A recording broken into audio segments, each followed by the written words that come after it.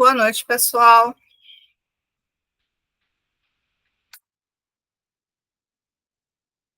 Vocês me ouvem? Boa noite. Boa noite, sim. Boa noite. Boa noite.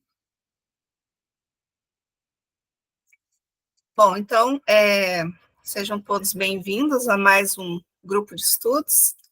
É um prazer ter vocês aqui nas noites de segunda-feira. Nós continuamos ainda com o caderno de perguntas frequentes, que é o nosso referencial teórico até o momento, e já estamos na reta final, inclusive, dele, e hoje nós temos a pergunta de número 52, da página 124 deste caderno, que a pergunta é: qual é o período de funcionamento do serviço de convivência? Né?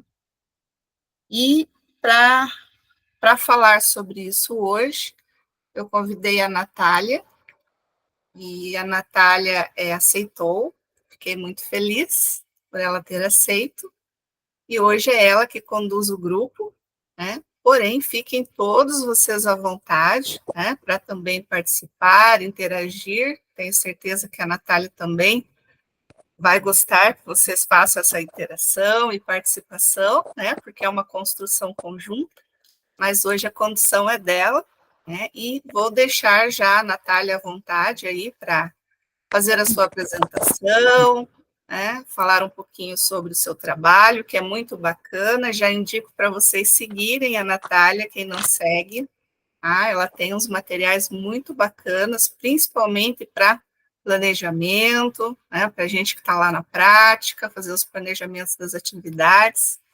Ela tem um grupo, né, depois divulga também este grupo, ela traz umas reflexões muito bacanas, né? Confesso, Natália, que eu estou em atraso com você, devido à correria, mas tenho assistido os vídeos na sequência e tenho tentado fazer toda a reflexão e estou gostando muito. Parabéns pela iniciativa. Né? Nós precisamos muito, né, pararmos e refletirmos também sobre o nosso trabalho, né? Enquanto profissionais, e todas as dificuldades que demandam no dia a dia. Né? Então, fique à vontade, tá? E bons estudos para todos. Obrigada. Primeiramente, gostaria de agradecer o convite, Andréia. É um prazer imenso estar aqui. Desde que eu encontrei o seu grupo de estudos, eu tenho acompanhado, quando eu não consigo acompanhar online, tenho acompanhado pelo YouTube, e faz toda a diferença na nossa prática também. Você tem ajudado muito a todos nós a entender e a fazer essas trocas, né? Porque às vezes a gente lê os conteúdos, lê os materiais, e a gente se sente tão sozinho, e é tão importante ter essa troca, esses grupos que a gente consegue ter outras ideias e colocar as nossas angústias também, os nossos desafios, né? Então, eu agradeço muito pelo convite, é uma honra estar aqui. E boa noite, pessoal. Por favor, não me deixem falando sozinha, podem erguer a mão, podem interromper para fazer perguntas. Como a Andréia disse, é uma troca, e não um monólogo.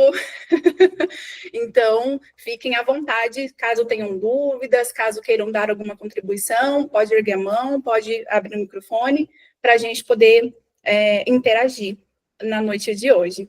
Eu vou compartilhar minha tela Peraí, deixa só eu fazer um negócio.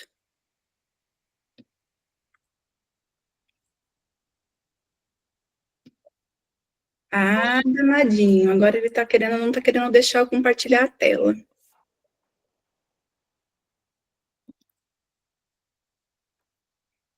Vamos tentar a janela. Agora foi. Então, eu vou começar hoje, a gente vai falar sobre a pergunta número 52, qual é o período de funcionamento do Serviço de Convivência e Fortalecimento de Vínculos. E se vocês perceberem na imagem, eu coloquei um quebra-cabeça. Porque pela minha prática, montar os cronogramas do serviço sempre foi um desafio. porque era um tal de mexe aqui, daqui a pouco muda alguma coisa, aí muda todo o contexto, e aí senta de novo, rever cronograma. Então, sempre foi muito desafiador.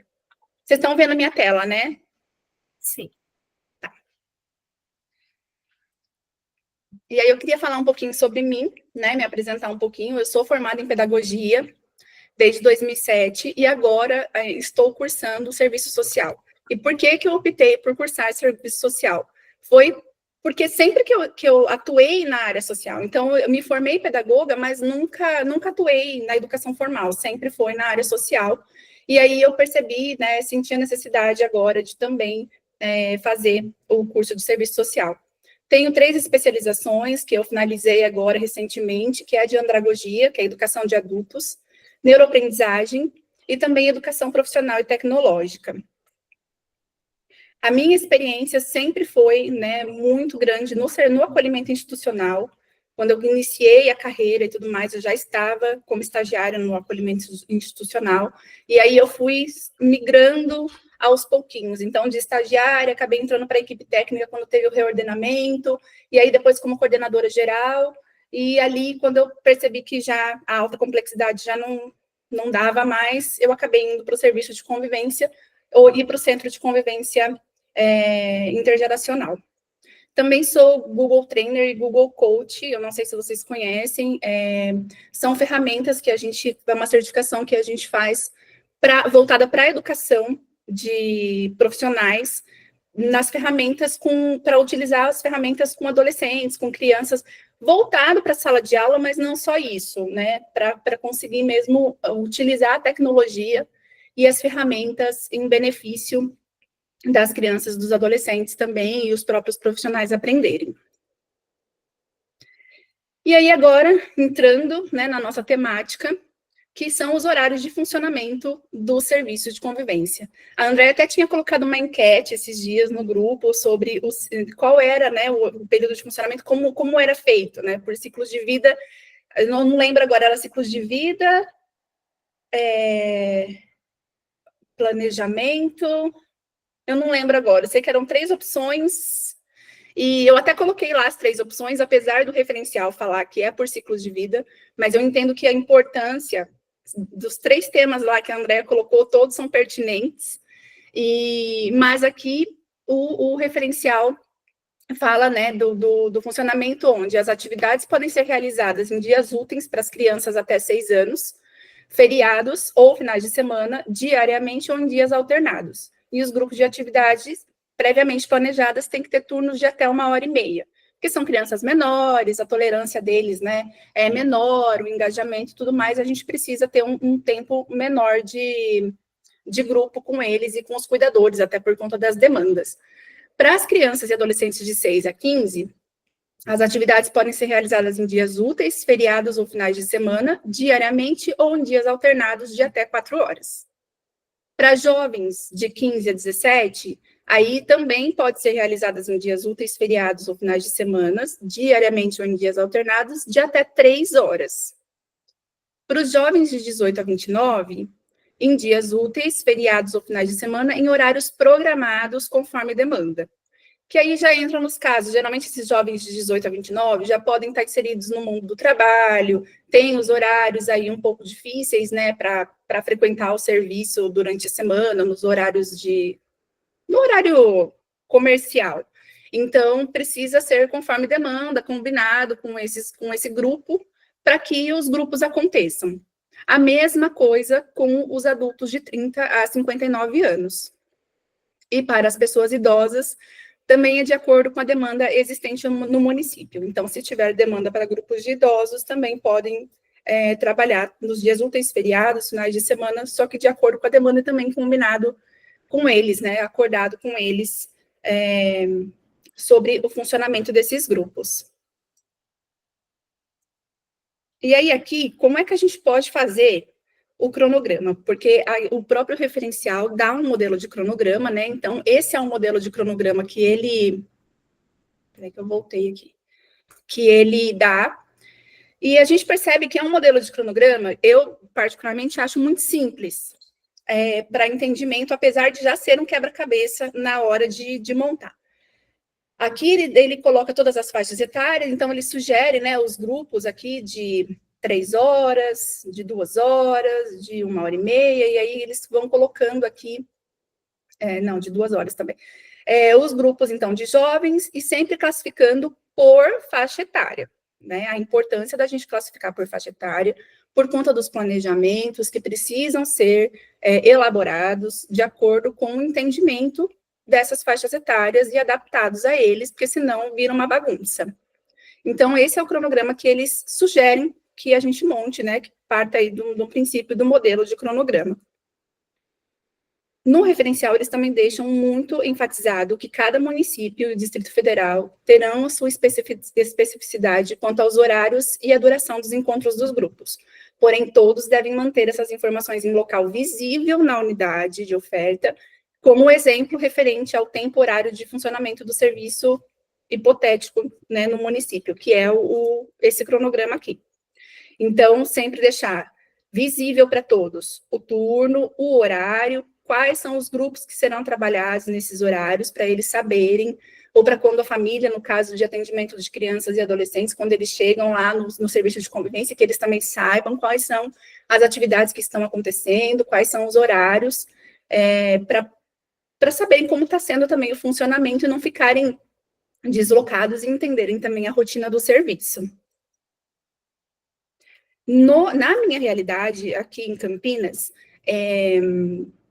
a gente precisava sempre atuar ininterruptamente, todos os dias da semana, o serviço de convivência funcionando por 4 horas, né? Então, a gente tinha o turno da manhã e tinha o turno da tarde. Já ressalto que, assim, aqui a gente meio que fazia o serviço de convivência e, ao mesmo tempo, não, dava um pouco da conotação de contraturno ainda, ficava um pouco generalista, porque as oficinas sempre foram o forte. E aí, quando a gente vai pensar na criação do cronograma do serviço de convivência, se vocês quiserem, coloquem aí para mim no chat, se não quiserem falar, vocês têm um cronograma no serviço de convivência de vocês, e quem é o profissional que faz? É o educador? É o pedagogo? É assistente social? É a coordenação? Quem é que cria esse cronograma? Existe cronograma no serviço de vocês ou não? Conforme demanda, e as atividades vão acontecendo já com os usuários sabendo como sem ter nada documentado. Se quiserem colocar no chat para mim. Porque, assim, na criação do cronograma, é importante a gente sempre juntar as pecinhas do quebra-cabeça, né? Então, o contexto do serviço, quais são as demandas do território. Então, provavelmente, os serviços têm já as demandas do território, as demandas que os usuários trazem para as temáticas que vão ser trabalhadas, ou para as oficinas que vocês vão colocar ali também como um atrativo, ou para os grupos que vocês vão desenvolver com eles. Então, é sempre focar na demanda e no contexto do serviço e a demanda desse território que ele está inserido. Também, no caso de OSCs, né, eu sei que a maioria de vocês aqui também trabalham em CRAS, mas na demanda das OSCs, como a gente apresenta o plano de trabalho e o projeto político-pedagógico do serviço, também é importante considerar nessa construção de cronograma o que foi identificado no plano de trabalho. Então, o que vocês colocaram no plano de trabalho quando foram fazer o edital de chamamento para elaborar e para conseguir o repasse do serviço. Geralmente, lá, a gente precisa descrever quais são os cunhos que existem. Então, artístico, esportivo, como é que vai ser desenvolvido esses grupos. Então, a gente precisa levar em consideração, se eu apresentei X, eu não posso fazer Y, porque na hora de um monitoramento, eu preciso apresentar as atividades sendo elaboradas conforme o meu documento e que fez eu receber esse repasse no edital de chamamento. Também a importância das habilidades dos profissionais. Quais são as habilidades dos educadores que foram contratados para o serviço de convivência? Porque nada adianta eu falar que eu vou dar esporte se eu não tenho um educador que tenha essa habilidade de desenvolver uma atividade esportiva, de ter o trabalho em grupo, esse contexto. Ou a dança, de repente eu vou falar, eu vou fazer hip hop, ou nós vamos fazer um grupo de crochê, às vezes com os idosos, que eu sei que acaba sendo um meio para poder trazer algumas reflexões, né, e ter esse desenvolvimento também manual com eles, e não ter uma pessoa que saiba ensinar essa habilidade para eles. Então, a importância também de entender o contexto dos profissionais que estão ali no serviço de convivência, para não deixar ninguém perdido e sem saber muito o que fazer e como desenvolver as atividades propostas. E, o mais importante de todos também, o planejamento, né, geral da equipe. Provavelmente, creio eu, que vocês em algum momento sentam em equipe para fazer esse planejamento geral, né, de entender quais são os projetos que vocês vão trabalhar, quais são as campanhas que vocês vão trabalhar, quais são os temas que vão ser abordados no decorrer do ano, no serviço, e que atividades vocês vão desenvolver abordando esses temas e fazendo o papel aí do serviço de convivência também. A Janaína disse aqui que não tem cronograma, né, no serviço, e a JASA tem um cronograma junto com os trabalhadores, equipe técnica, coordenação e educadores sociais. Legal. Muito bom. Provavelmente, né, JASA, veio diante de um planejamento já da equipe e onde vocês conseguiram também já desenvolver esse cronograma, né? Se quiser contribuir. Boa noite a todos. Tu quer que eu contribua agora ou depois? Pode falar agora. A gente sempre faz a reunião de equipe, né? E na equipe a gente discute todos o plano de trabalho, né? A partir do plano de trabalho, eu trabalho numa OSC, né?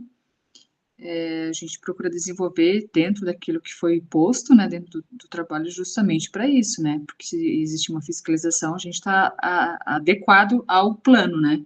Então a gente não foge do plano e a gente sempre faz isso numa reunião de equipe, junto com todos os trabalhadores, né, principalmente com os educadores sociais. Então, a gente já tem um cronograma e eles, a partir deste cronograma, né, a gente pensa nos percursos daí, para cada atividade.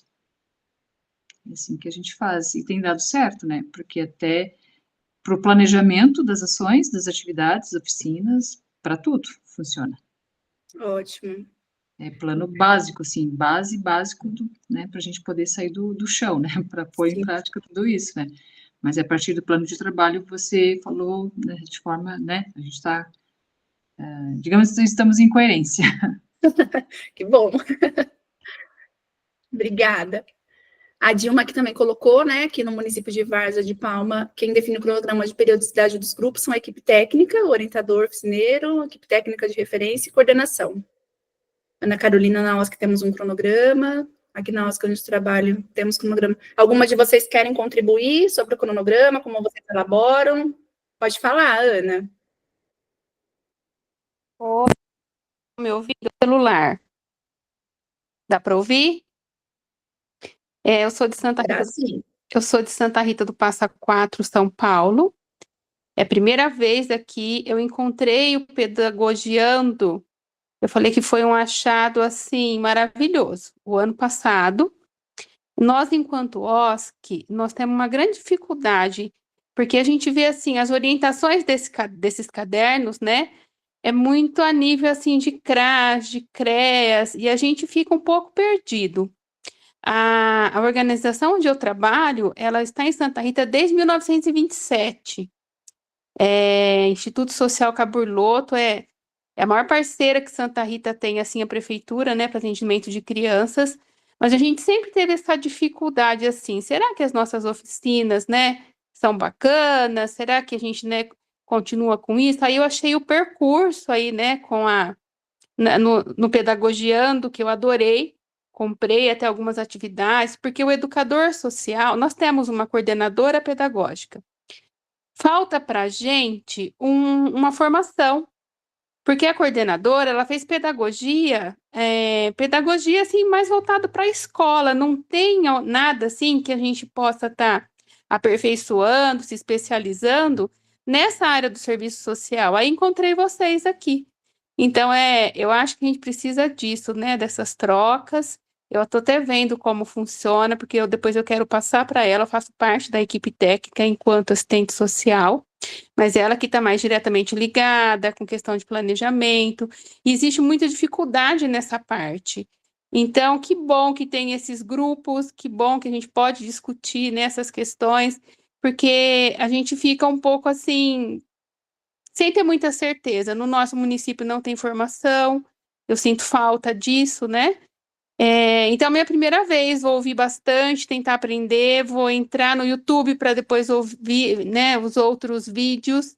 Mas é isso, a gente tem um cronograma, a gente acha que está no caminho certo, trabalhamos com oficinas de esporte, de dança, culinária, artesanato, contação de histórias, é bacana, assim, mas falta isso para nós, e eu acho que, assim, hoje vai ser um pouquinho o início do meu aprendizado. Obrigada. Obrigada, Ana. E é isso mesmo, né?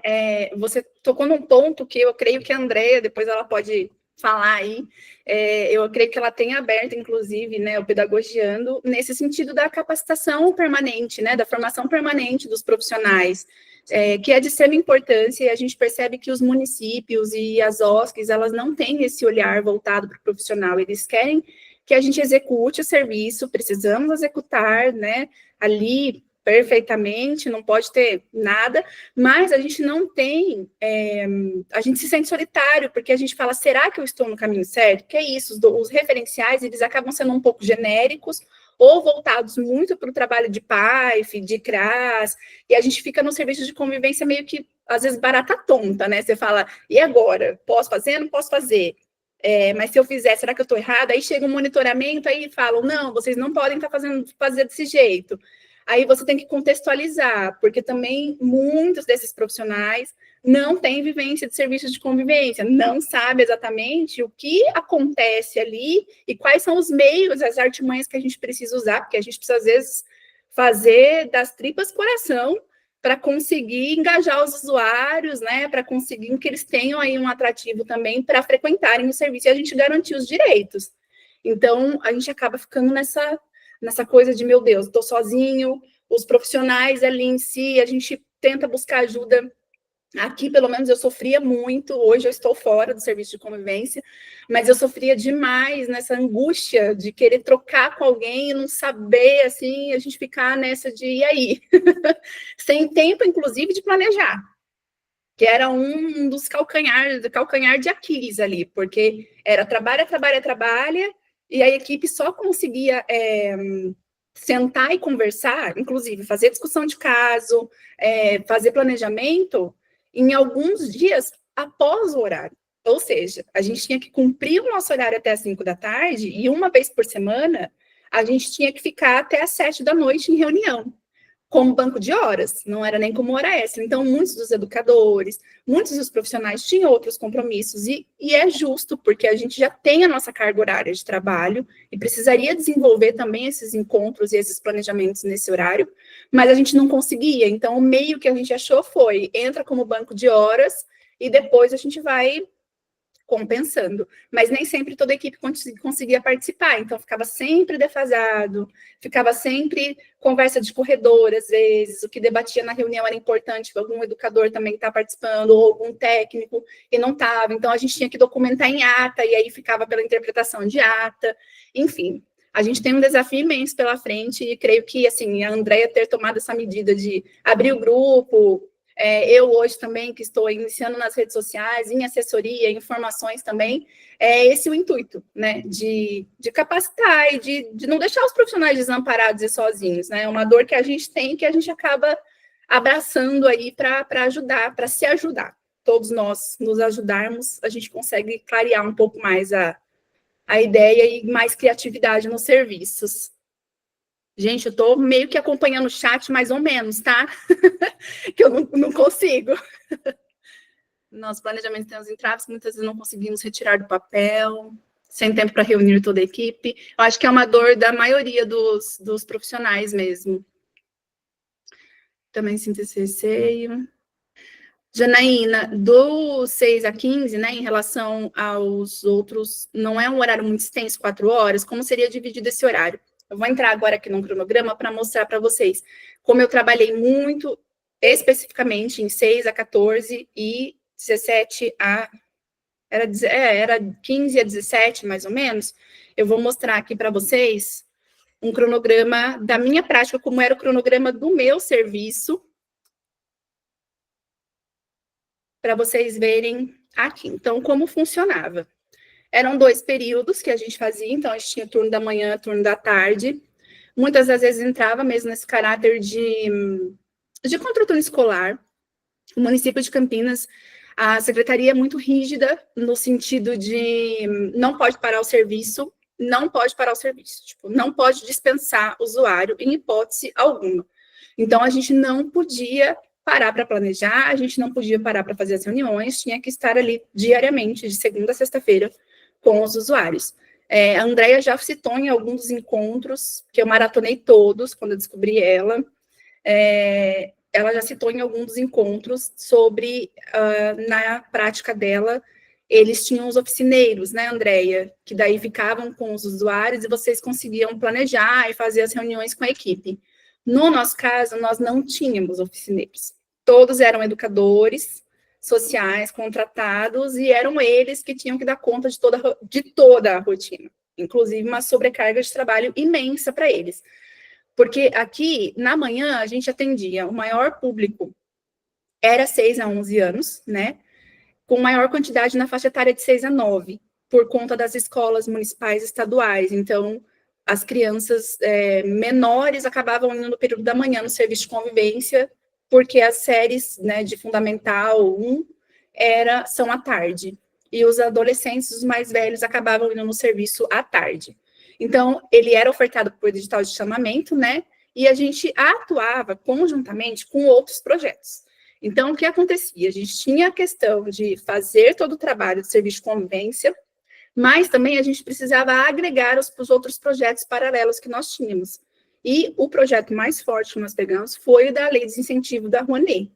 Então, assim, a Rouanet é um projeto, né, de arte e cultura, e a gente agregou ele dentro do serviço de convivência. A OSC que eu atuava era uma OSC que tinha outros programas, não só o serviço de convivência. Então, a gente tinha comunidade terapêutica, tinha casa da gestante, então tinha acolhimento institucional, tinha uma casa-lar para adultos, tinha casa da gestante, tinha comunidade terapêutica feminina e masculina, tinha o serviço de convivência em 2 territórios, num território totalmente diferente do município. Então, assim, as demandas do serviço de convivência eram bem diferentes nos 2 territórios, com equipes distintas também desses territórios, mas a gente precisou agregar, porque a lei, o projeto da Rouanet, ele era inserido em todos os programas da instituição. Então, a gente teve o desafio de, além de executar o serviço de convivência, agregar o projeto e juntar ainda com os outros usuários dos outros programas. Foi um desafio gigantesco para a gente, mas foi maravilhoso. Depois, se vocês quiserem, posso disponibilizar no grupo para vocês algumas partes, alguns trechos da gravação do espetáculo quando foi feito, porque foi 1 ano de preparo com os usuários, e foi enriquecedor, principalmente para o serviço de convivência, e a gente apareceu na Globo, na época, no Mais Caminhos, foi a gravação e tudo mais, foi muito legal. E foi enriquecedor para todos nós, enquanto profissionais e para os usuários. E aí, como a gente fazia para agregar tudo isso? Acabava entrando no mérito das oficinas, né? Porque aqui eu vou colocar um pouquinho mais, que ficou pequeno. Às 8 da manhã eles entravam, então das 8 às 8h15 era a acolhida, que era o horário de entrada que a gente falava. Então, os educadores, eu tinha esse cronograma, e eu era a pedagoga do serviço, então era eu que cuidava de todos esses cronogramas, era a minha responsabilidade os cronogramas de atividades, apesar da gente fazer em planejamento, também das turmas, né, dos grupos de oficinas ali, fazia a divisão depois que eles escolhiam, e também do cronograma dos educadores, de onde cada um estaria no dia. Então, cada dia era um educador que fazia a acolhida. Então, tinha os educadores que abriam o portão, ficavam no quiosque lá embaixo, iam pedindo para as crianças irem subindo, tinha outros educadores, então ficavam 2 lá embaixo, 2 numa sala de acolhida que a gente deixava com um projetor, com um filme passando, uma música tocando, aí as crianças escolhiam o que queriam, e aí a gente já ia conduzindo para o café da manhã, e mais educadores lá, junto com a cozinheira, servindo café da manhã no refeitório. Quando finalizava o café da manhã, eles reuniam novamente, daí toda a equipe nessa sala de acolhida, faziam, né, a frequência com eles, a chamada para poder, não é escola, mas a gente acabava falando que é chamada porque a gente pega o, o roteiro de sempre, e a gente fazia essa chamada, né, para o controle também, para fazer busca ativa quando precisava e tudo mais de alguns usuários. E aí a gente ia para a roda de conversa. A roda de conversa sempre foi um desafio gigantesco no nosso serviço. Por quê? Porque ali estava enraizado essa política de estou no serviço de convivência porque eu estou nas oficinas e não no serviço de convivência. Então, a população ali era muito assim, eu vou levar no serviço de convivência porque meu filho quer fazer dança, porque meu filho quer fazer violão. Então, eles iam em busca de uma oficina. Aí lá que a gente explicava que não era somente uma, que a partir do momento que era inserido no serviço de convivência, a frequência precisava ser semanal, diariamente, participar de todas as outras atividades, que não era cursinhos, né, de música e de dança. Então, eles entendiam bem, mas eles sempre chegavam por essa busca. E também a importância de ressaltar aqui, na minha época, não funcionava muito o referenciamento via PAIF. Então, assim, não vinha do CRAS. Vinha sempre de busca espontânea, de demanda espontânea. Então, a gente deixava em demanda espontânea, às vezes tinha demanda reprimida, então a gente deixava em lista de espera. E aí, quando chegavam alguns casos raros, referenciados pelo CRAS ou pelas reuniões intersetoriais, daí entrava na parte de público prioritário, obviamente a gente priorizava, era mais o conselho tutelar quem fazia esse papel, de trazer essa demanda do público prioritário para a gente. Via CRAS não funcionava muito bem, não. Mas, como era um serviço muito bem quisto, assim, no território, a gente tinha muita demanda espontânea para entrar no serviço e uma lista bem grande também de espera, de demanda reprimida. Então, as rodas de conversa, daí que a gente entrava nesses temas, trabalhando, né, dividia por grupos, os educadores também pensavam. Então, as campanhas, por exemplo, o Maio Laranja, essas campanhas mais específicas, ou algum tema muito sério que acontecia, resolução de conflitos, a parte dos percursos, né, que na época não tinham os percursos, até 2019 a gente não trabalhava.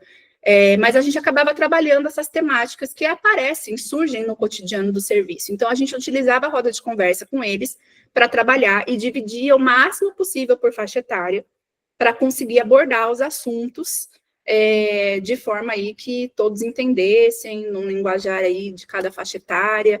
Então, a gente, inclusive, trabalhou uma época a educação sexual com eles, foi bem legal, até com os menores, muitos casos e muitos burburinhos aí de abuso e tudo mais acabaram surgindo nessa demanda, foi muito bom, coisas que a gente não imaginava, e foram através das rodas de conversa, mas era uma resistência, era assim, roda de conversa era aquela coisa de, tem que ir para roda de conversa, por mais atrativo que fosse, a ansiedade deles para ir para as oficinas era gigantesca.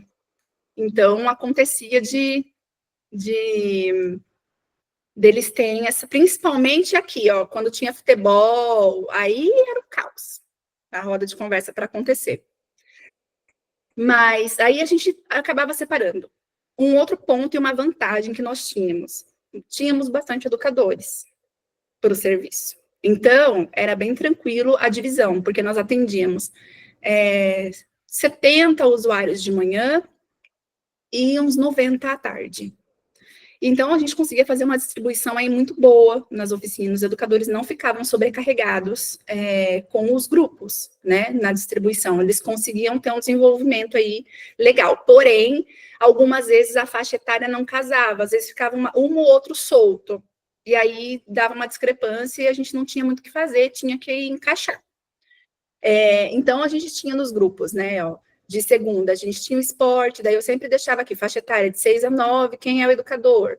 A dança, a musicalização, percussão, violão, e aí eram essas num dia. Então, são 5 oficinas por dia, né, dividido, então cada educador aí ficava com 9, tinha alguns que ficavam com 15, esportes acabava ficando com mais, porque a gente também tinha a política de permitir com que os usuários escolhessem as oficinas que eles iam fazer. Então, era assim, não é, você tem 6 anos, você vai fazer esporte. Não, então, a gente, no começo, a cada semestre, para não virar bagunça, porque senão eles queriam ficar trocando também o tempo todo, a cada semestre, a gente abria a escolha das oficinas. Então, era assim, esse primeiro semestre abriu a escolha de oficina. Olha, vocês vão escolher, só que vocês vão ficar nessa oficina até julho. Em julho, a gente troca. Obviamente, havia casos e casos que às vezes precisava trocar, precisava fazer uma mudança, mas a gente tentava deixar o mais aberto possível essa escolha para eles, para que não gerasse aquela coisa de estou aqui nesse grupo e não gostaria de estar porque não gosto de dança, por exemplo. Né? Então, era uma maneira deles escolherem ali das opções que tinham. Então, a gente deixava em aberto, por exemplo, estava aberto aqui para 6 a 9, esportes, musicalização e percussão na segunda-feira. Então, eles podiam escolher uma dessas 3 oficinas, qual eles mais se identificavam. E funcionava, me dava uma dor de cabeça para fazer toda essa separação e organização do cronograma, mas funcionava. A gente passava em uma semana no processo de escolha de oficina e adaptação de tudo para a coisa fluir. Mas depois engatilhava e ia muito bem, assim, os educadores conseguiam conduzir. Então, a gente tinha, né, arte circense, percussão, o violão. Então, e aí depois, finalizando as oficinas, duração de 1h30 dessas oficinas. Aí eu falava, nossa, mas 1h30 é bastante. Não é bastante, porque o que os educadores costumavam fazer nesse período de oficina? Separavam, iam cada um para o seu espaço, eles aplicavam as atividades, geralmente tinha algum conflito, geralmente acontecia alguma coisa, e tinha alguma demanda ali naquele grupo, em que eles precisavam depois finalizar a atividade e sentar para refletir. Então, assim, muitas vezes, não ficava só na atividade específica, depois partia para uma reflexão, um conflito que teve no futebol, um conflito que teve na dança, alguma prática, às vezes, de racismo, alguma ofensa, alguma briga mesmo que saía porque ofendeu a mãe, rolava muito isso, então eles precisavam daí parar tudo, sentar, refletir, então acabava que sempre tinha uns 15, 20 minutos na finalização para sentar e refletir sobre tudo que eles desenvolveram na oficina e as coisas que aconteceram aí no decorrer da atividade. Das 10h30 às 11h, a gente deixava em atividade livre.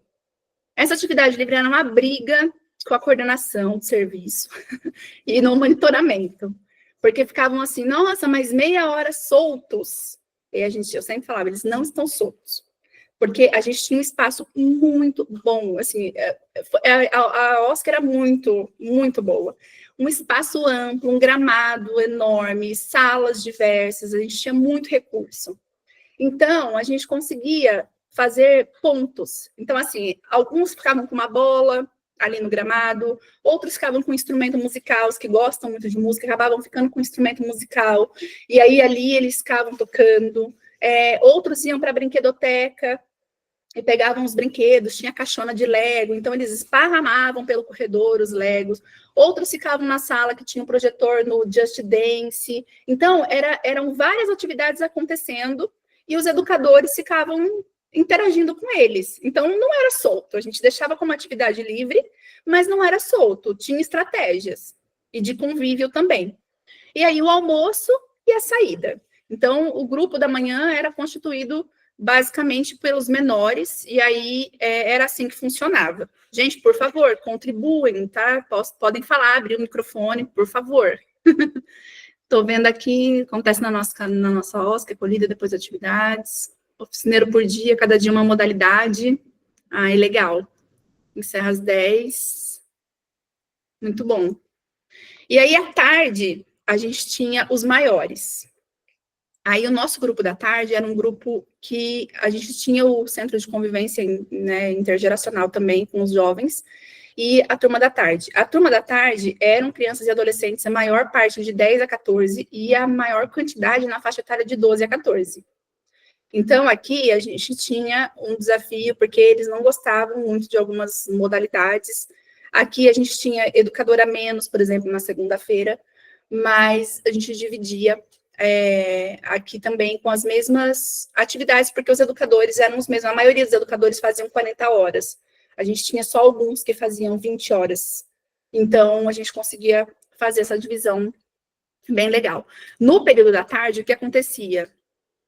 A gente tinha futebol feminino, porque as meninas adoravam jogar futebol, então a gente acabou abrindo uma oficina de futebol feminino, era o sucesso, as meninas iam todas, praticamente, da tarde, e o futebol masculino. Então, a gente precisou fazer essa divisão.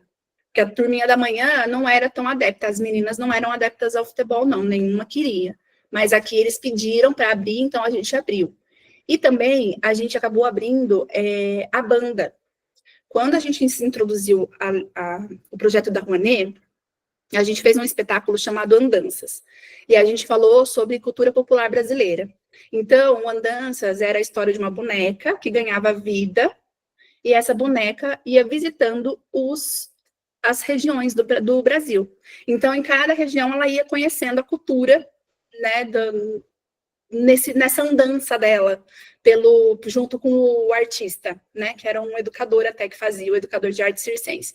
Então, foi muito legal, porque a cada vez que ela entrava visitando uma região, aí entravam, né, todos os outros usuários do projeto, dos outros projetos, com uma dança, com uma apresentação.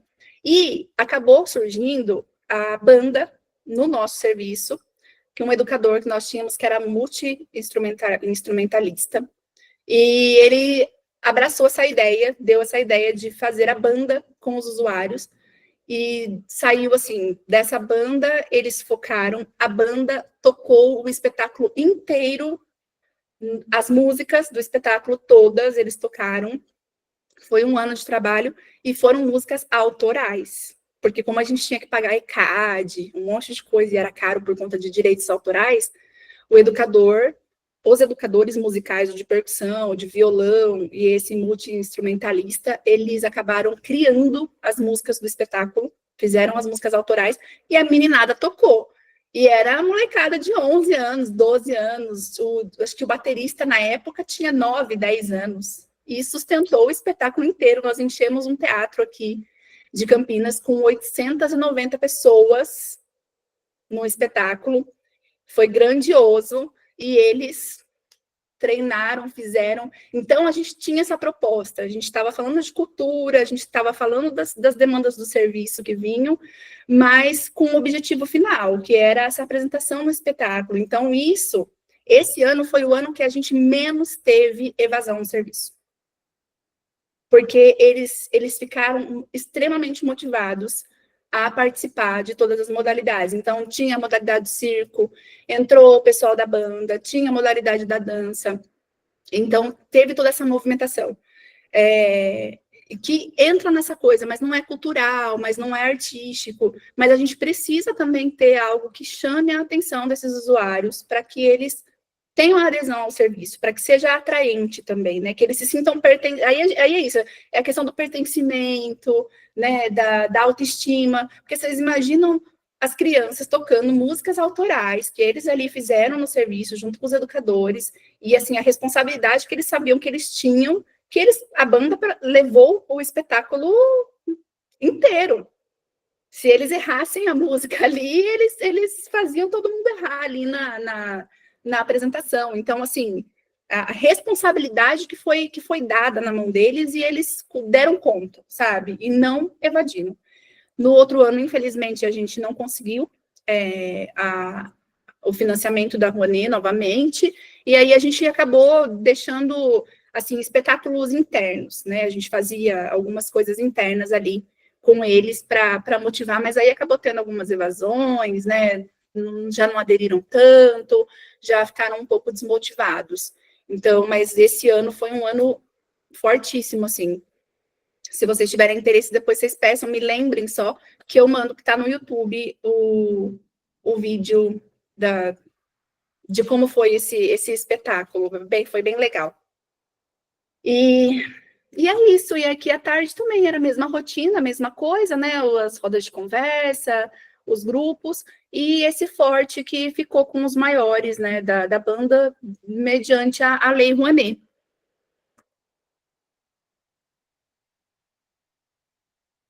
E aí, aqui, vamos conversar, fiquem à vontade para fazer perguntas e para contar um pouquinho da realidade do serviço de vocês também, como funciona, se tem algum outro projeto integrado, se vocês usam de alguma abordagem por tema, por um tema geral, e depois vocês vão introduzindo as outras temáticas do serviço, como que funciona? Fiquem à vontade para contribuir, quero saber um pouquinho.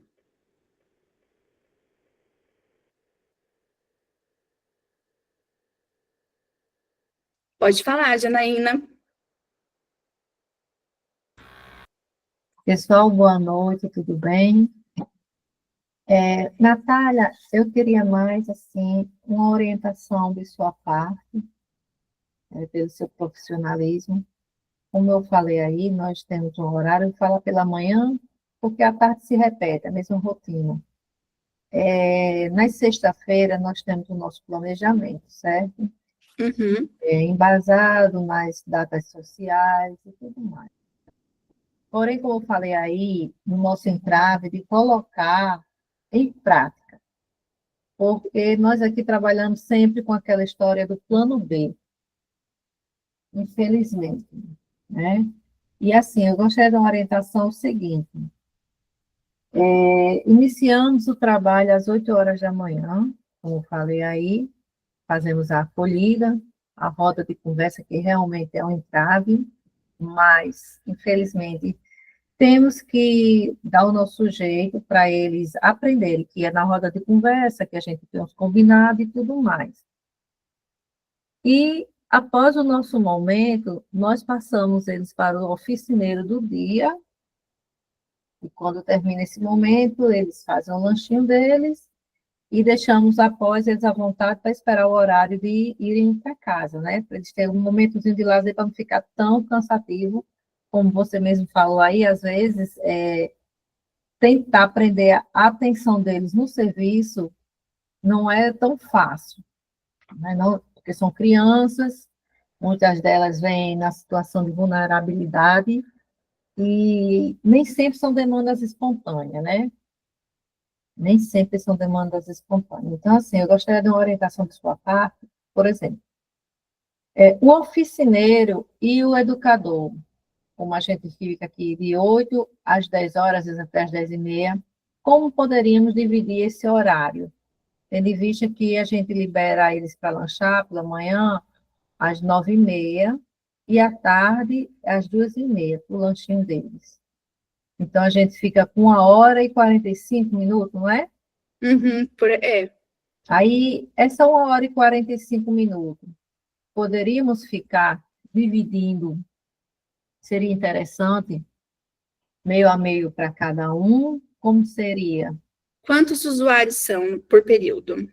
Olhe, porque aqui em Veracruz nós temos 3 serviços de convivência, nos distritos, né? Nós temos um na cidade aqui, que eu trabalho aqui em Veracruz, um no distrito do Colbert e outro no distrito de Santa Cruz.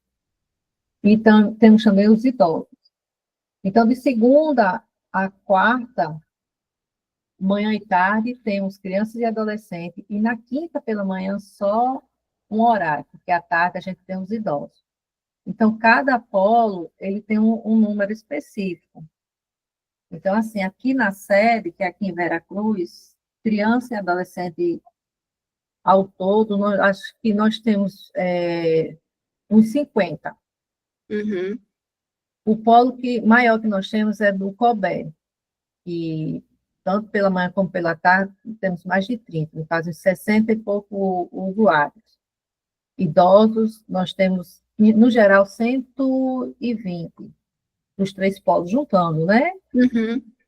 Mas, assim, em cada polo tem o seu número específico de usuários. tá, mas esse número, por exemplo, no polo que você tá, que é o oficineiro e um educador. Um oficineiro e um educador. E aí, para dividir entre os dois, seriam quantos usuários para eles? Pronto, aqui na série, eu fico com os de 5 a 9 anos, o outro educador na outra sala fica já de 10 até os adolescentes, né? Adolescente mais velho, ele tem, eu creio que seja 17 anos, 16 para 17 anos. Então, ele fica na sala dele com os dele, eu fico com os meus, e quando dá um determinado horário, mais ou menos assim, umas 9 horas, 9h10, a gente passa para o oficineiro, que junta, por exemplo, se for de dança, ele junta eles e fazem a atividade, né? Com Estão todas as ensaiando já para o Natal. Tá. vocês têm um desafio bem grande aí, né, Janaína? É grande. Porque a faixa etária, né, é muito discrepante para juntar todos com o oficineiro, inclusive no entendimento e até na abordagem que o oficineiro pode ter com eles, né? Porque, considerando que uma criança de 6 anos está junto com um adolescente de 17, vai desmotivar. De alguma parte vai desmotivar, porque o oficineiro ele não vai conseguir, por mais que ele tente, e a gente sabe que às vezes faz milagre, porque a gente dentro, né, da política de assistência, a gente precisa aprender a fazer milagre, é muito desafiador para o próprio oficineiro, inclusive, de conseguir articular as atividades de forma que atraia todos eles, porque ou vai ficar muito evoluída para os menores, ou vai ficar muito, muito bobinha para os maiores. Isso. Né? E as demandas acabam vindo também até na questão de discussão de alguma coisa, porque é dentro das oficinas que acabam surgindo alguns assuntos de vinculação até com o oficineiro ou com o educador, que eles têm maior abertura, às vezes, para trazer alguma situação dentro de casa, porque eu falo que, assim, os técnicos, a gente acaba tendo conhecimento de toda a situação e a vivência das famílias ali na hora da inscrição, ou até nas reuniões que a gente vai, mas quem fica sabendo mesmo dos pormenores ali, que é essencial para o desenvolvimento do trabalho, são os educadores.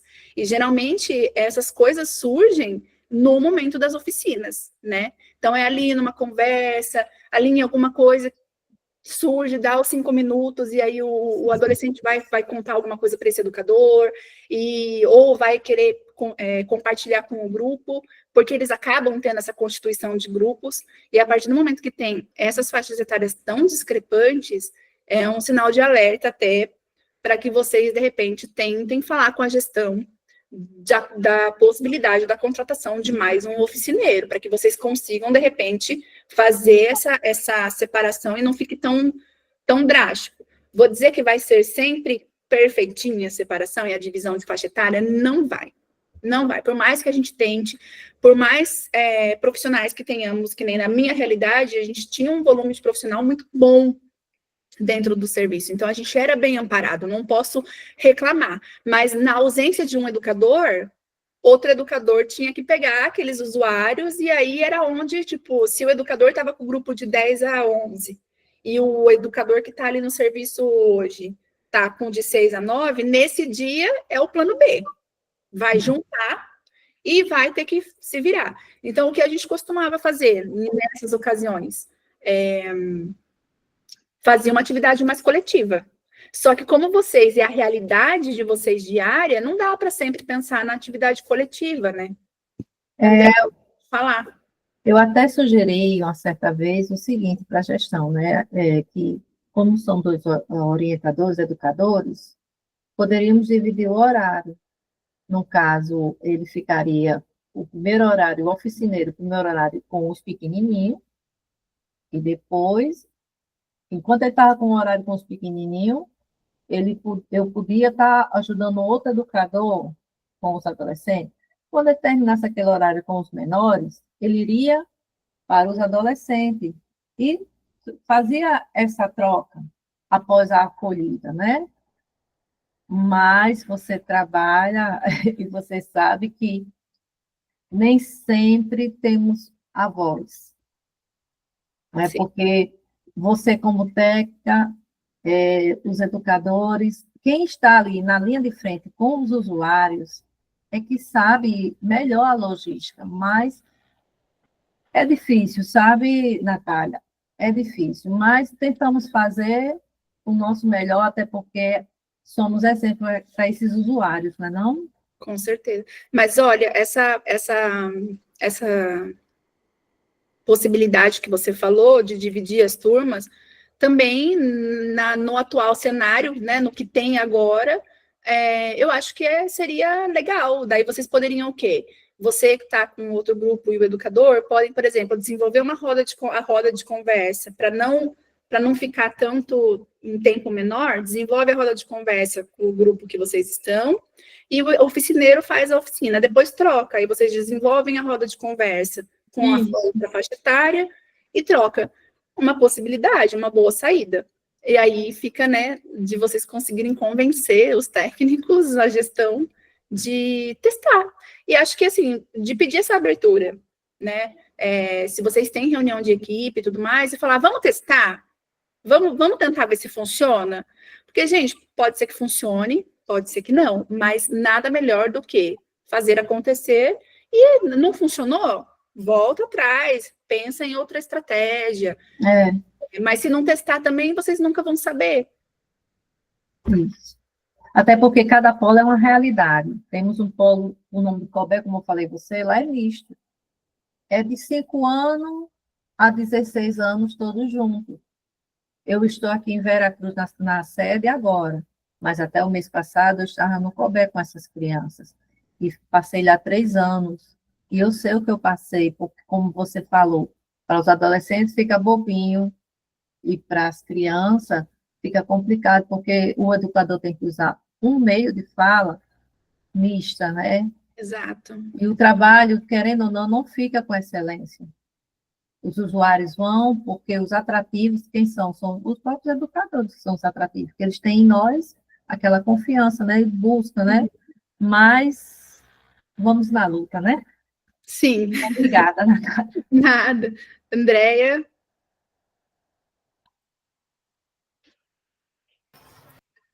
Na verdade, eu levantei a mão para dar uma opinião, e aí a Janaína já trouxe o que eu ia dar a opinião, que era fazer este inverso, né, de oficina.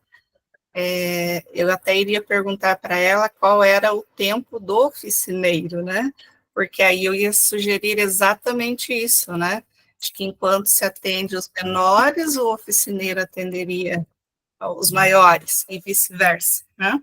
Isso que vocês falaram, exatamente isso que vocês falaram. É uma saída, né? E Janaína, está documentado, né? A orientação é essa, é por faixa etária, né?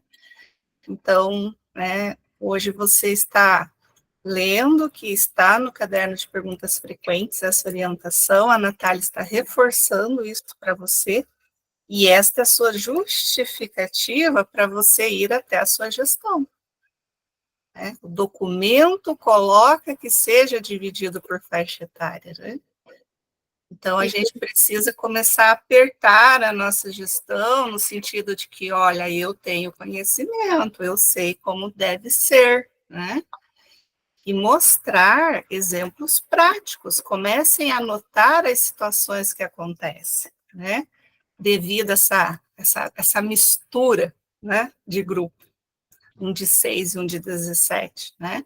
Porque aí fica documentado e muito bem. Então, na verdade, eu ia fazer a sugestão e vocês acabaram entrando realmente no que eu ia sugerir, que era fazer, né, o contrário, oficina e idade, né? Seria uma saída aí. Sim.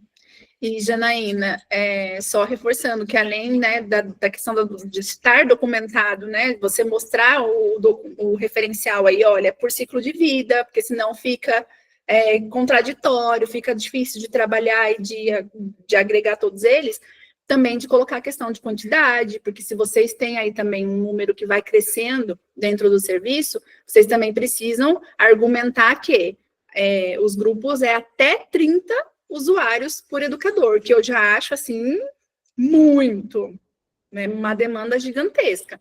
Mas, ainda assim, precisa começar a utilizar o referencial, como a Andrea falou, utilizar o referencial, utilizar o conhecimento de vocês, para que a gestão adeque e que entre diante da legislação.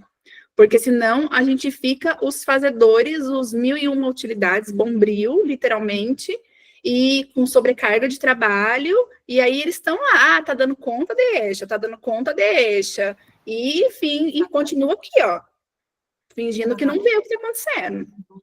Até uma coisa que seria bem bacana, Janaína, eu não sei se é o caso aí, né, mas existe uma cobrança, a gente tem que usar das armas que tem, né, deve existir uma cobrança de evitar a evasão desses usuários, né? Deve existir uma cobrança no sentido de que tem que manter esses usuários no serviço, né? E aí, esta é uma justificativa, né?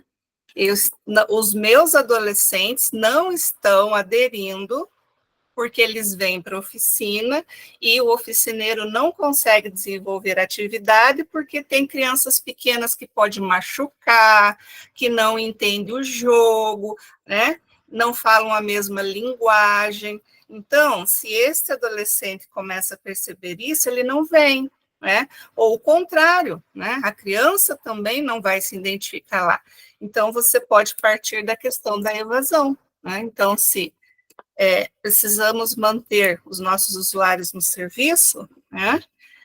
Colocar por ciclo de faixa etária, que é o que orienta o caderno, né? Evita de que os usuários saiam do serviço e tem que fazer busca ativa e tem todo o processo, né? Porque a sua, eu acho, lá, existindo evasão. Então, isso que eu falo, Janaína, exatamente isso, tem que documentar. A Dilma concorda comigo. Documenta isso, tá? Documenta isso, justifica que a evasão é justamente porque os ciclos das faixas etárias não são adequadas, né? Então, aí você amarra a gestão, porque ela também tem a cobrança da quantidade de usuários que tem que estar no serviço, né? E aí a gente faz, né, esse contraponto, uma sugestão aí que deixar para você.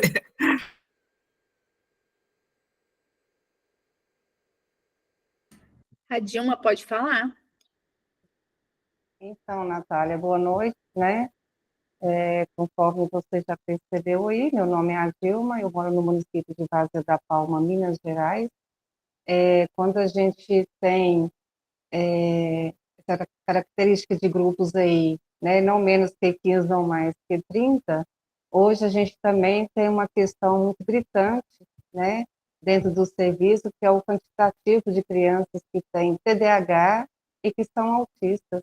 Então, isso não procede mais. Lá no início do estudo, né, desse grupo e da formação desse grupo, quando a Andrea iniciou, a gente já vinha discutindo, né, a gente pode dizer que são as mazelas sociais encontradas dentro dos serviços, que seja nos CRAS, que seja nos serviços de convivência, né, Andrea? Sempre aí uma discussão que talvez ela tenha ficado perdida no tempo aí, que a gente não tenha conseguido sanar, também por conta da rotatividade de funcionários, né? Questão política, por indicação, são profissionais que entram sem formação, por empregabilidade, e outra questão também, né, essas prioridades para serem inseridos aí no serviço, que já passou, né? São 11 questões prioritárias e que isso daí não contempla mais as demandas apresentadas dentro do serviço. Então, assim, quando se fala que um orientador social, que é o principal responsável pela condução dos grupos, tem que lidar ali com 30 crianças, ou que seja 30 adolescentes, né? Depende do grupo de trabalho. Pensa você, se, né, são crianças que não têm nenhum problema, digamos, né, deficiente, que seja até intelectual, pensa você ali a ter que lidar com esse quantitativo de criança e adolescente, e ali no meio ter 2, 3, 4, 5, que agora a criança autista, né, e a criança com TDAH, ela está dentro do serviço agora em peso. Então, isso não procede mais também, conforme a Andrea acabou de falar aí agora. É uma coisa que a gente vem batendo desde o início, né, Andrea? Que tudo seja documentado, é procurar a gestão mesmo, mostrar para ele que não tem mais essa coisa aí de um grupo de 30 crianças, ou que seja 30 adolescentes, para um orientador, beleza? Isso aí está falando lá na tipificação, né? Está falando aí no caderno de perguntas frequentes do serviço de convivência, que ele é agora recente, 2022. Mas isso foi falado lá atrás. Então, assim, as demandas, as mazelas sociais, elas têm se apresentado de forma muito gritante. Então, a gente não pode ficar arraigado numa coisa que foi falado lá atrás, porque o tempo passou. Nós estamos aí mais de uma década, né, quando foi formulado pela Comissão Intergestora Tripartite essas questões aí dos prioritários dentro do serviço de convivência.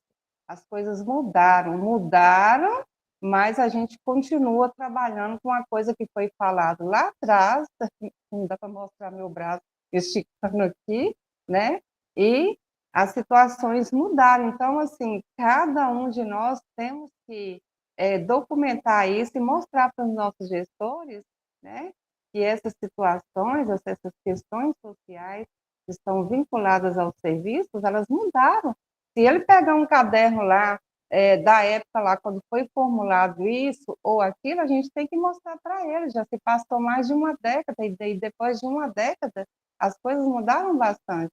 Então, a gente não pode mais crucificar esse orientador social, que é responsável pela condução dos grupos, né, dentro dessas situações, tá, que está acontecendo hoje, dentro da sociedade, que está trazendo para dentro dos nossos serviços, né? E, mais uma vez, reafirmando aqui, nós estamos, na maioria dos serviços, com profissionais sem capacitação, porque a educação ela tem que ser continuada, não está havendo, né, essa continuidade na educação, na formação desses profissionais, eles realmente estão perdidos. E ainda tem mais uma questão que a gente fala muito aqui dentro do serviço, do grupo, desculpa, é a questão da rotatividade de profissionais, né? A falta de profissionais que realmente têm uma formação adequada e ainda tem a discussão de quem é o peixe, quem é que é responsável por fazer um planejamento, quem é que é responsável por isso ou por aquilo, que são coisas aí, quem está aí no grupo há muito tempo, eu posso falar que eu, a Andréia, a Jassa e mais meia dúzia aí, que estão desde lá do início, a gente vem batendo nessas teclas aí o tempo todo, né? Então, assim, a gente tem encontrado, a Andréia já fala aí de finalizar o caderno, né, de perguntas frequentes do serviço de convivência, mas eu tenho certeza que tem temas aí que a gente tem que voltar e ver como que andou do início desse grupo até agora, como que está o andamento de todos esses assuntos que foram abordados, né? Então, deixo aqui mais uma vez aí para minhas colegas de serviço, eu sou coordenadora tanto de CRAS quanto de serviços de convivência, as nossas angústias de que o tempo passou, mas os gestores estão reafirmando aquilo que foi escrito há uma década até mais aí para trás, o que não condiz com a nossa realidade de hoje. Então, assim, no lugar de vocês ficarem angustiadas, documenta isso, mostra para o gestor, a gente mostrando um quantitativo, né, expressivo, eu acho que as coisas começam a mudar. O que a gente não pode ficar é só aqui nesse grupo, né, falando das nossas angústias como se fosse um desabafo entre um grupo, que é um grupo de estudo, mas colocar a coisa realmente documentada em papel e nos resguardar. E avante, né? Porque aqui no meu município, eu vou falar uma coisa para vocês, deixar bem claro. Sou considerada coordenadora pé quente mesmo, porque o que eu tenho que falar, o que eu tenho para mostrar, e quando fala, o gestor abre ali uma nova RH do SUAS, eu vou falar assim, ó, se você tivesse participado de uma reunião do COGEMAS aí, se você tivesse participado de uma reunião de tal lugar aí, eu não vou ficar falando os nomes aqui, que é mais pertinente ao meu estado, né?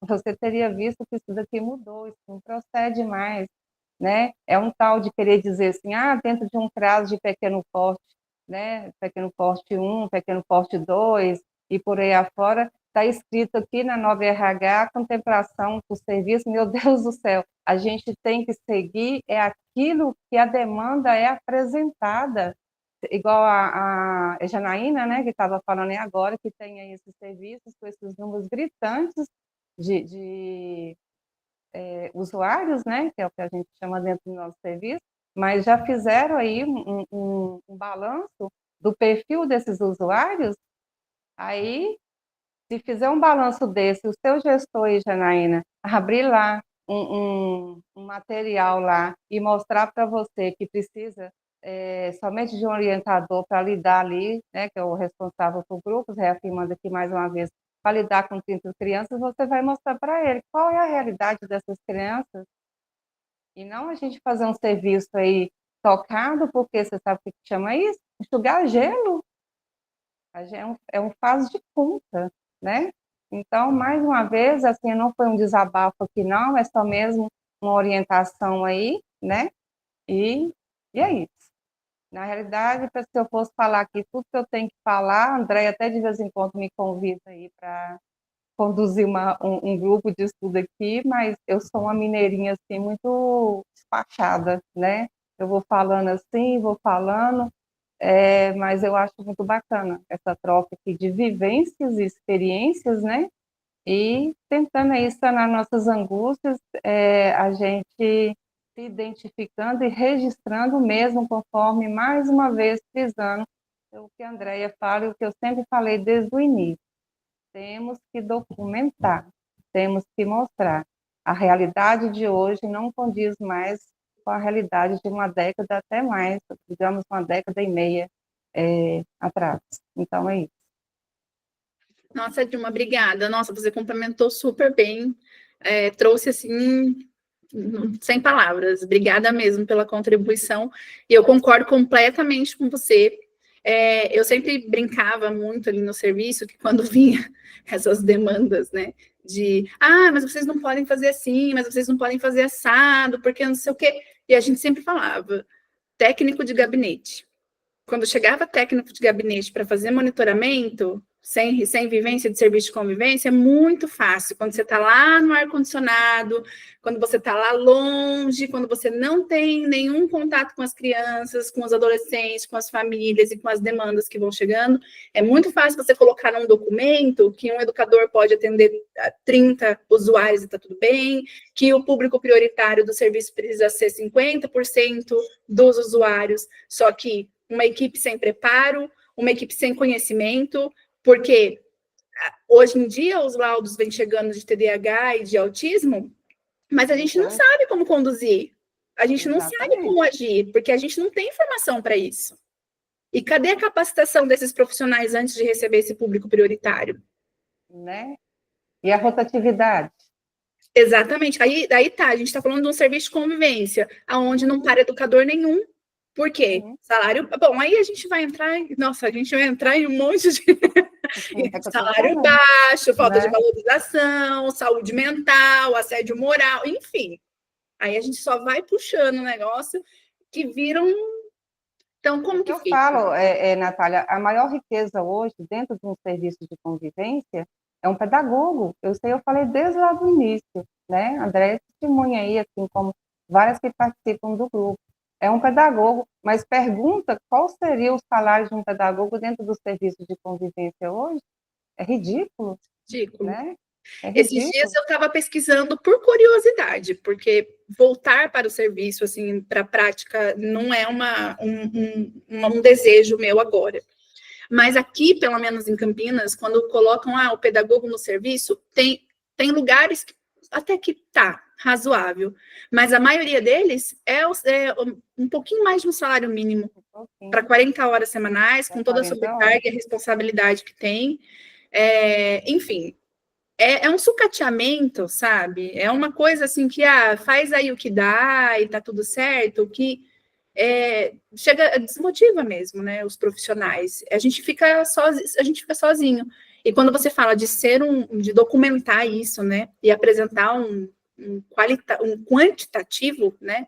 É importante. Inclusive, né? Você foi falando, eu fui pensando aqui, diz Janaína. Pega aí essa lista de evasão, já vai, tantos usuários evadiram tal mês, tal mês, tal mês.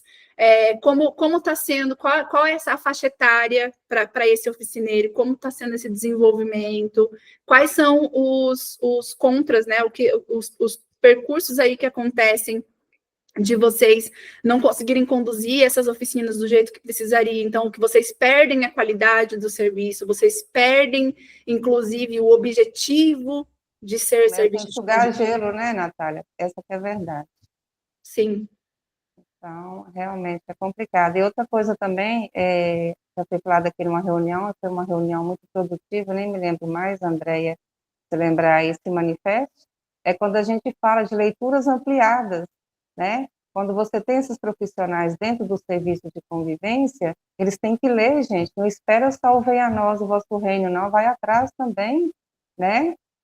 Nós temos aqui reuniões de grupo que pode estar sempre sendo deixadas aqui, né, no grupo, pode passar isso daí em um dado momento, isso daí só vai agregar mais conhecimento, e o que eu sempre falo, o técnico de referência da equipe do serviço de convivência que está lá no CRAS, né, chegou com material, presta atenção nos links, né, naqueles links ali se chama leitura ampliada, não é só falar, tal coisa, está no link e tal, HTTPS lá, e o raio que o parta, desculpa meu jeitão de falar, menina, assim mesmo, mas tem que abrir isso, tem que pesquisar, gente, tem que ler. Aí o que acontece? Beleza, eu faço um documento e vou lá e mostro para o meu gestor o que está lá no papel, e se ele argumentar comigo?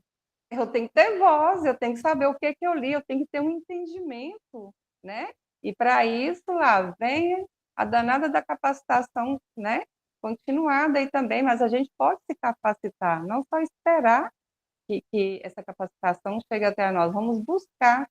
Eu estou sempre colocando aqui nesse grupo do Pedagogiano, tem coisas assim riquíssimas, eu estou sempre colocando lá para o meu serviço, olha, coloque isso daqui no planejamento de vocês, assistam, corram atrás, prestem atenção na leitura ampliada, né?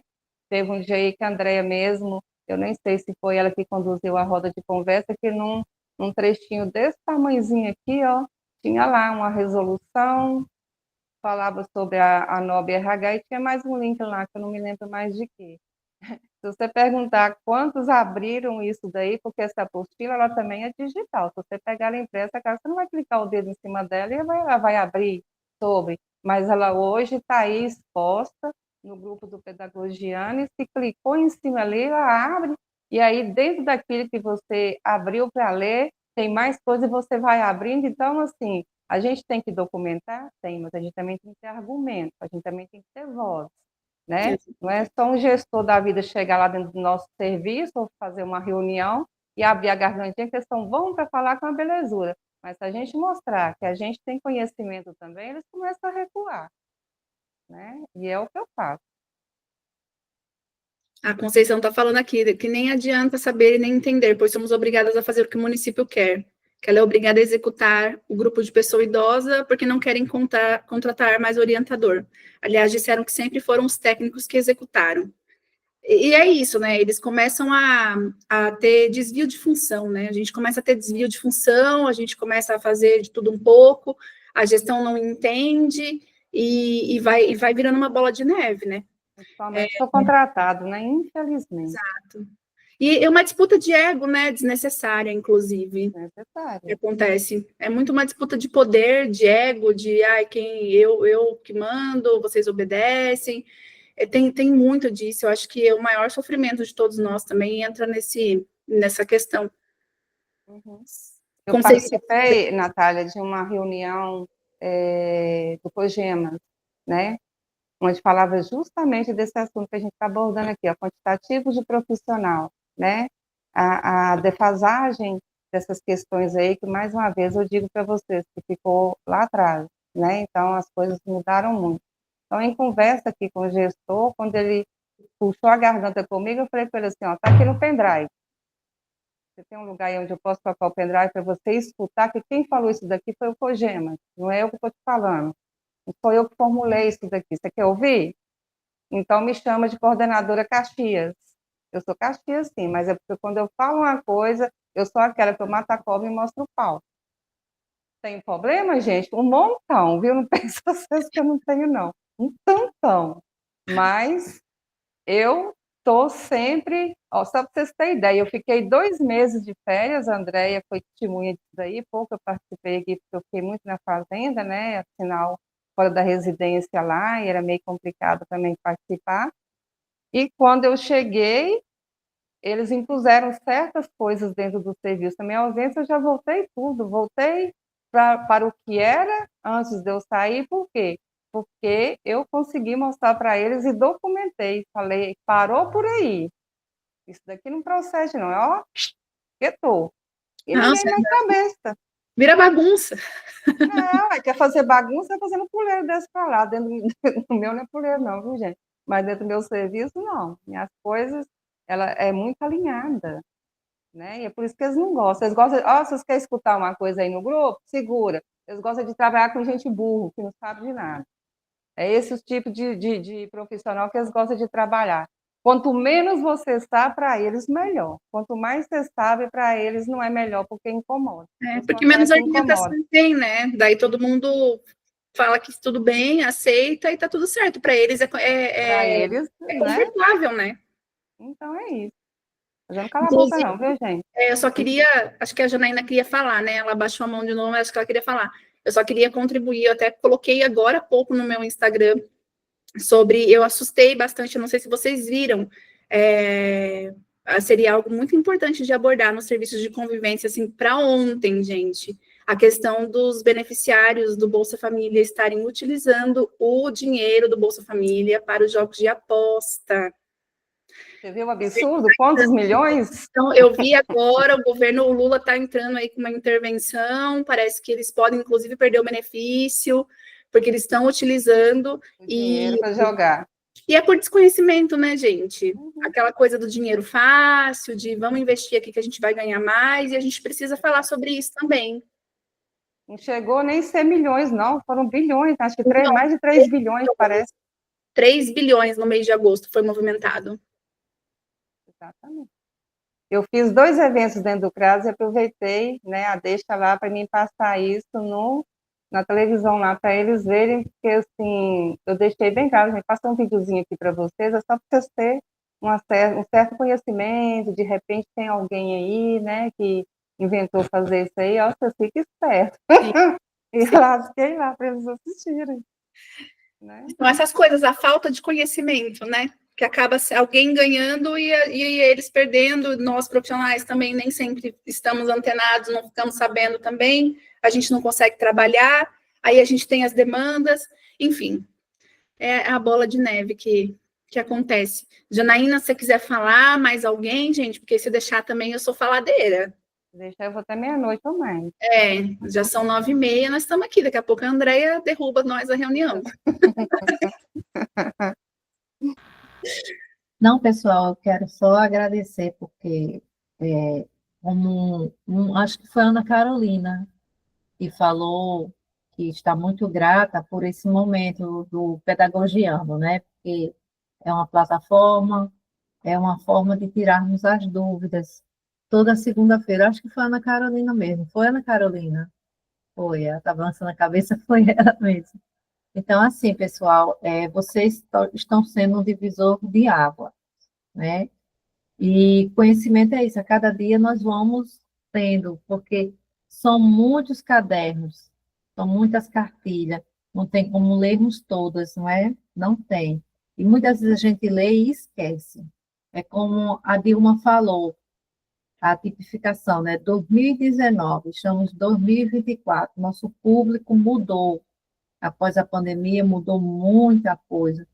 Tínhamos uma pedagoga que ela sempre dizia, na época ela já foi orientadora, no meu tempo eu fazia isso e aquilo, mas nos tempos também das nossas avós, as coisas também eram muito fácil, né, e difícil. O tempo são outros. E eu queria falar assim, porque a André é a pedagoga, e não sei se a Dilma também é pedagoga, eu sei que Natália é psicóloga, né? Eu sou graduada em serviço social. Ah, sim, ótimo. Pedagoga também e Pedagoga também, né? social. Então, assim, eu creio que esse impasse nós estamos passando aqui, porque a gestora do serviço de convivência, a coordenadora no momento, não tenho nada contra quem não tem a sua formação.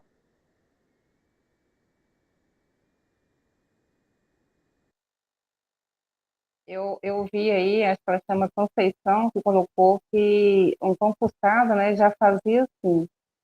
Eu não sei é um assistente social, mas eu acho que toda formação tem um código de ética.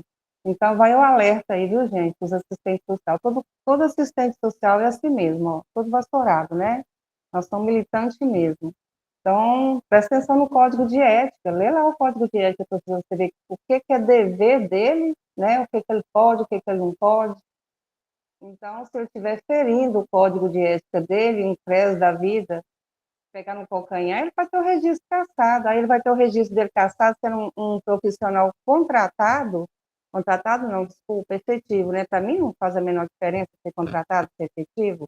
Para mim, acho que todo mundo tem os mesmos direitos. Mas, enfim, se um profissional efetivo estiver ferindo o seu código de ética, é melhor ele repensar, porque, afinal de contas, a gente passa muito tempo estudando para perder o nosso registro em função de politicagem.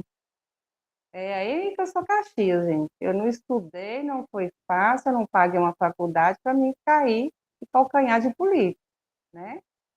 E outra coisa, quem é efetivo está sempre lá, né? E eles passam, e nós não, nós estamos lá. Então, assim, é melhor repensar, é melhor ler quais são as suas obrigações, quais são os seus deveres, o que é vedado a ele, né? Porque o nosso código de ética, que eu estou dizendo, que é do assistente social e que a Natália está fazendo, ele pode começar a ler ali, viu, Natália? Porque é bem legal. Mas é isso, viu, gente? Procura ser profissionais caxias também, para todo mundo começar a caxiar, as coisas começam mudando, só não muda quando a gente recua, né? Então, é isso. E eu parei, senão deixar aí. Acho que é isso, gente. Mais alguém? Senão também podemos finalizar, que se deixar, ficaremos até meia-noite aqui falando. Pode amanhecer, né, Natália? Isso que é verdade. Aí, se quiserem contribuir com mais alguma coisa, senão também agradeço a oportunidade novamente, Andréia, agradeço a participação de todas vocês.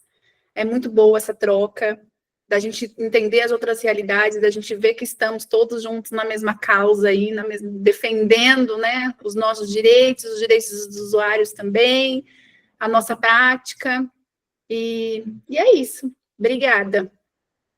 Obrigada, Andréia. boa noite.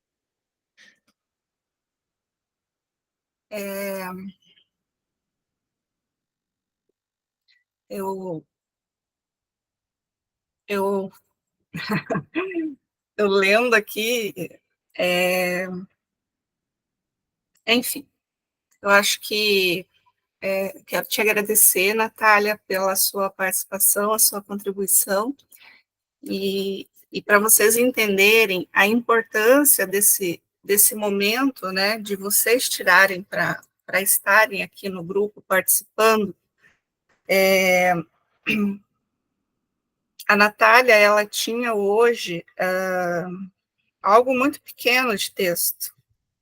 Quem leu o material com antecedência era um quadro que dizia sobre ciclos de faixa etária, né, que aparentemente não teria tanto assunto, né? Mas olha quanta dificuldade a gente ainda tem, né? Quantas dúvidas a gente ainda tem, né? Então, o quanto rende um estudo, né? O quanto rende um texto, né? Então, se um texto pequeno da Natália hoje, a gente está aqui, ó, já com 34 minutos passado da hora, né? Imagine um texto grande, né? Então, assim, é estudo, gente, é leitura, é pesquisa, né? É pesquisa. Por quê? Porque, né, é só fazendo este exercício que a gente está fazendo hoje, né, todas as segundas-feiras, é que ativa uma chavinha em nós, né, e que faz com que a gente comece a repensar a nossa prática, né, em que lugar que nós estamos, né, e o que, através deste conhecimento nosso, a gente usa em benefício próprio e dos usuários, né? Então, assim, muito obrigada, Natália, né, pela sua participação. Eu espero poder colocar você na nossa escala, a escala de eu, Jassa e Adriana, Vamos ter mais uma componente. Fala um monte. Porque é exatamente isso que eu quero, gente. Eu quero vocês conduzindo o grupo, né?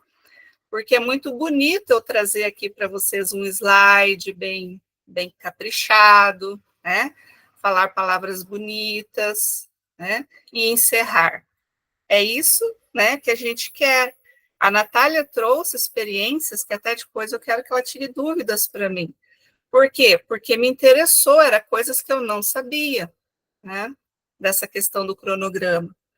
Então, é importante que a Pauline, a Ana Carolina, a Conceição, a Verônica, a Francineuma, né, Francineuma, a Janaína e mais colegas, porque eu não estou vendo aqui, que vocês também conduzam grupos futuramente, tá? Não tenham medo, né?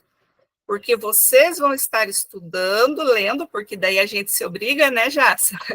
Né, Natália? Quando a gente vai conduzir o grupo, é uma responsabilidade maior, né? Porque eu preciso realmente entender aquilo. Então, comecem também vocês, né? Chama lá no privado, fala, ó, Andréia, eu não estou assim muito firme, mas eu quero conduzir o grupo. E a gente se ajuda aqui. Aqui a gente não está avaliando ninguém, né? Mas é importante que vocês tragam o que vocês lerem do material e a prática de vocês, né? Porque senão fica uma coisa assim muito País das Maravilhas, né? Porque daí eu trago um slide bonito, eu falo bonito, a Jassa fala bonita, a Dilma fala bonito, e daí vocês terminam esse encontro e falam assim, não serviu para nada, porque minha prática é diferente, a minha prática não é tudo cor-de-rosa, não é tudo as mil maravilhas, né?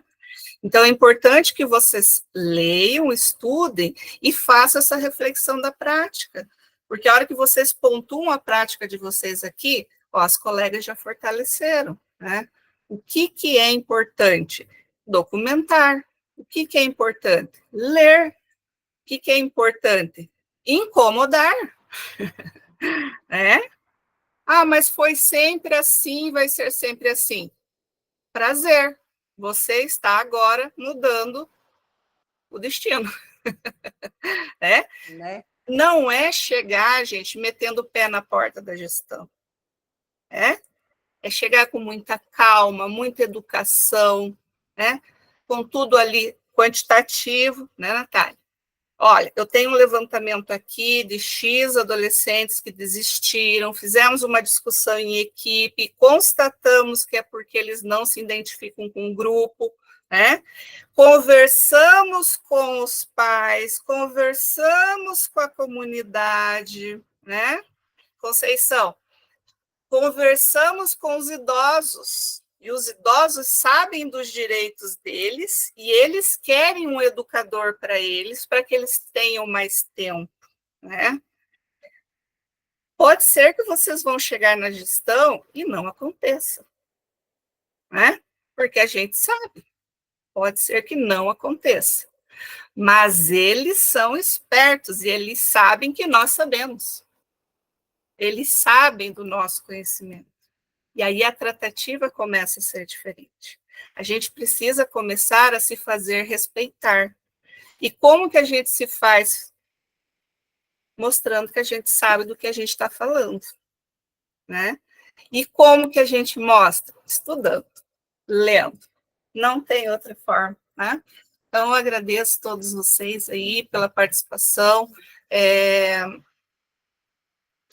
Segunda-feira nós nos encontramos novamente e ficaria muito feliz, né, se alguém que está me ouvindo hoje chamasse lá no privado e falasse, André, eu também quero entrar na escala junto com a Natália, né, e o que eu puder dar suporte eu dou, né, e gostaria muito desse grupo mais atuante. Vamos começar a exercer, né, vamos começar a exercer esse empoderamento aqui, né? Abrir as câmeras, falar, né? Estudar, ler. Vamos fazer essa prática aqui e depois a gente parte para o macro, né? Tá bom? Obrigadão. Uma boa semana de trabalho para todos vocês. Deus abençoe todos vocês. Muita paz, muita saúde e até segunda-feira. Boa noite. Tchau, tchau. Tchau.